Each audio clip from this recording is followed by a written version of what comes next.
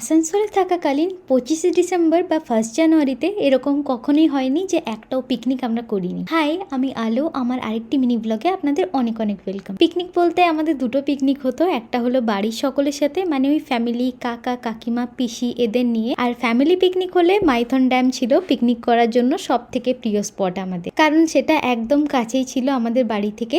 আর তার সাথে সেখানেই ছিল মা কল্যাণেশ্বরী মন্দিরও, মানে দুটোই হতো, পুজোও হতো আর পিকনিকও হতো। তো যেটা বলছিলাম, বাড়ির সকলের সাথে যে পিকনিকটা হতো সেটাতে মজা হলেও আসল মজা হতো যে পিকনিকটা আমরা সবাই বন্ধুরা মিলে করতাম। সেটা প্রায় রাতের বেলাতেই হতো। রাতে হলে তার মেনু আমরা খুব ছিমছাম রাখতাম, ওই মাংসর ঝোল ভাত বা চিলি চিকেনের সাথে ফ্রাইড রাইস আর মিষ্টি স্যালাড, এসব তো থাকতোই। এখানেও সেদিন সেই কথা মনে পড়ে হাজবেন্ডকে বলতেই ও বললো চলো আমরাও পিকনিক করি। তাই বানিয়েছিলাম ফ্রাইড রাইস আর চিলি চিকেন। মাংসটা টুকরো করে কেটে তাতে নুন, সয়া সস, আদা রসুন বাটা আর ডিম করে আর হালকা ভিনিগার দিয়ে কিছুক্ষণ ম্যারিনেট করে রেখেছিলাম। তারপর কর্নফ্লাওয়ারে কোট করে সবকটাকে ভেজে নিয়েছি। তারপর কড়াইতে আরো একটু তেল দিয়ে আদা কুচো, রসুন কুচো দিয়ে সেটাকে হালকা ভেজে ডাইস করে রাখা কাটা পেঁয়াজ আর ক্যাপসিকাম দিয়ে 30 সেকেন্ড ভেজে চিলি সস, টমেটো সস আর সয়া সস দিয়ে নাড়িয়ে ভাজা চিকেনগুলো দিয়ে দিলেই রেডি ড্রাই চিলি চিকেন। এটা অসাধারণ খেতে লাগে। রুটি, ফ্রাইড রাইস যার সাথে খাবেন তার সাথে কিন্তু খুব ভালো লাগবে। তো এই তো ছিল আজকে শর্টস। ফলো